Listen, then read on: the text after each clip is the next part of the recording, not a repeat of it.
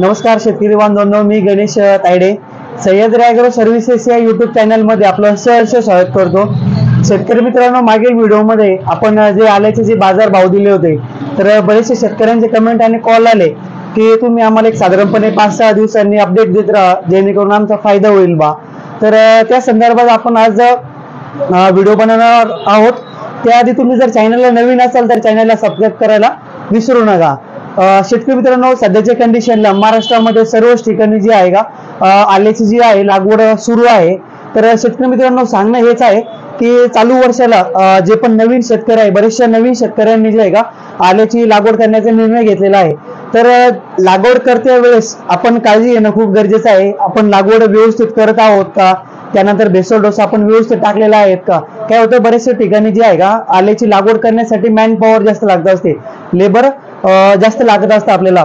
तर लेबर जास्त लागत असल्यामुळे जे आहे का लेबर घाईगडबडीमध्ये जे का लागवड कशी पण करत असतं, फास्ट मध्ये आपण लागवड करून घेत असतो। तर असं न होता आपण व्यवस्थित लक्ष करून लागवड करून घेणं खूप गरजेचं आहे। कारण की त्यामागे जर विचार केला तर बेण्यासाठी आपल्याला खूप खर्च आलेला आहे। त्यासोबत आपल्याला शेणखत असो, कोंबडी खत असो, किंवा मग कारखान्याची जी मुळे असते ती असो, त्यासाठी आपल्याला खूप खर्च आलेला आहे। त्यासोबत बेसल डोस त्यासाठी पण आपल्याला खर्च आलेला आहे। एकूण जर गणित आपण बघितलं, 1 एकर क्षेत्रासाठी आपल्याला एक साधारणपणे 1.5-2 लाखापर्यंत आपल्याला जे आहे का तो खर्च आलेला आहे।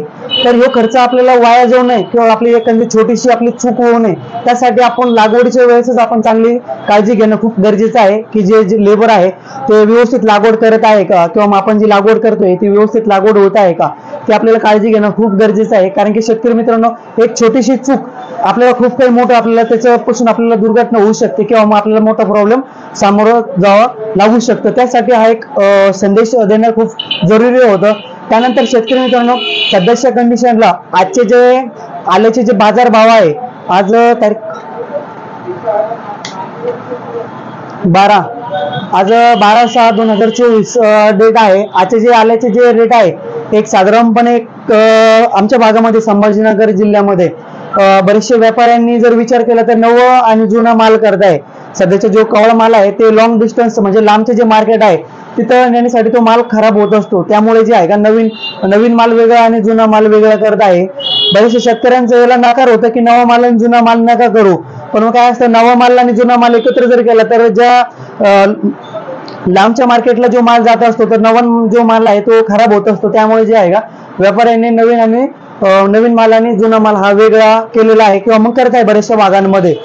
आता बरेचशा शेतकऱ्यांनी काय झालंय, दोन्ही माल जो आहे नवा माल आणि जुना माल एकत्र दिलेला आहे। त्याचे साधारणपणे जर विचार केला तर त्याचे रेट जे आहे एक साधारणपणे 10,000 अभाव गेलेले आहे। 10,300, 400, 500 रुपयापर्यंत जे आहे ते घेत आहे। समजा एक साधारणपणे जर विचार केला, जुना माल जरी असेल समजा आपल्याकडे आणि सुपर VIP माल जरी असेल, एक साधारणपणे 11,500 पर्यंत आजचे सौदे झालेले आहे। एक साधारणपणे 5-6 चांगले व्यापारी जे आहे त्यांना कॉल करून आपण शहानिशा केली आणि त्यानंतर व्हिडिओ बनवलेला आहे।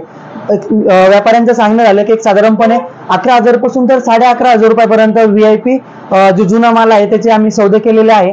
आणि जर नवीन जुना माल जरी आपण जर असेल तर एक साधारणपणे 10,000 पासून तर 10,500 रुपयापर्यंतचे आजचे सौदे झालेले आहे।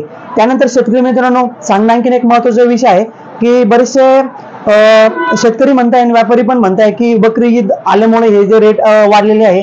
पण शेतकरी मित्रांनो, जर विचार केला तर इथून पुढे जे पानकाळा आहे, पानकाळ्यामध्ये काय होत असतं, सतत पाऊस पडत असतो। पाऊस पडल्यानंतर जमीन ओली असते आणि व्यापाऱ्यांना जो माल पाहिजे असतो तर तो पुरेसा मिळत नसतो किंवा मग मार्केटमध्ये त्याची कमतरता भासत असते। तर त्यामुळे पण जे रेट आहे तर ते रेट टिकून राहण्याचे चान्सेस आहे आणि सुधारण्याचे पण बऱ्यापैकी चान्सेस आहे। त्यानंतर शेतकरी मित्रांनो, सध्याच्या कंडिशनला जर आपण आल्याचे जे बाजार भाव बघता, आल्याचे जे बाजार भाव आहे ते स्थिर राहणार आहे, त्यानंतर वाढण्याचे चान्सेस आहे। बकरी ईद असल्यामुळे रेट वाढले अशातले काही भाग नाही आहे। ऑलरेडी जो मार्केटमध्ये जो माल आहे तो आता खूप कमी प्रमाणामध्ये राहिलेला आहे आणि ज्या शेतकऱ्यांनी माल ठेवलेला आहे तो आता एक साधारणपणे दीपावलीपर्यंत किंवा अजून 2 महिन्यापर्यंत जो नवीन माल तयार होत नाही, बरेचसे शेतकरी जो नवीन माल तयार होत नाही तोपर्यंत माल आता ठेवणार आहे।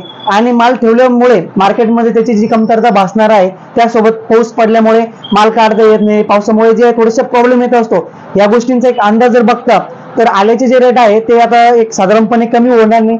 सुधारण्याचे चान्सेस वाटू शकते किंवा सुधारणा होऊ शकते, पण कमी होण्याचे चान्सेस नाहीये। शेतकरी मित्रांनो, या व्हिडिओमध्ये आपण चर्चा केली आल्याचे जे बाजारभाव आहे, सध्याची आजची जी कंडिशन आहे त्याविषयी आपण चर्चा केली। आणि जे नवीन शेतकरी आहे ऑल महाराष्ट्रामध्ये, संपूर्ण महाराष्ट्रामध्ये बरेचसे शेतकरी नवीन, ज्यांना पुरेशी माहिती नाहीये समजा, ते पण लागवड करताय। आपण काळजीपूर्वक लागवड करणं खूप गरजेचं आहे, कारण की चालू वर्षाला आपण त्या पिकासाठी खूप खर्च केलेला आहे। तर त्यामुळे आपल्याकडनं छोटीशी चूक व्हावू नये, झाली नाही पाहिजे, त्यामुळे आपण हा व्हिडिओ बनवला होता। व्हिडिओ तुम्हाला आवडला असेल तर व्हिडिओला लाईक जरूर करा, चॅनलला जर नवीन असाल तर चॅनलला सबस्क्राईब जरूर करायला विसरू नका। आणि तुम्हाला जर आल्याविषयी काही अडचणी येत असेल किंवा मग आल्याविषयी तुम्हाला जर नवनवीन व्हिडिओ ऐकायचे असेल किंवा बघायचे असेल तर सबस्क्राईब करून तुम्ही कमेंट बॉक्समध्ये तुमच्या अडचणी आम्हाला जाणू शकता, त्याविषयी आपण नवीन वेगवेगळे व्हिडिओ बनवू। तत्पूर्वी धन्यवाद।